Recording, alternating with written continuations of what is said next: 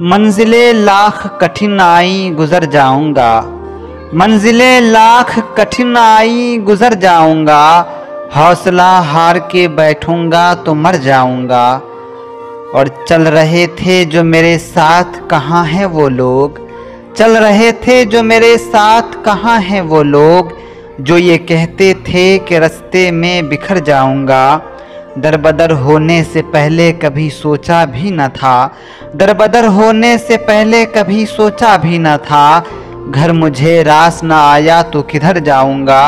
और याद रखे मुझे दुनिया तेरी तस्वीर के साथ, याद रखे मुझे दुनिया तेरी तस्वीर के साथ।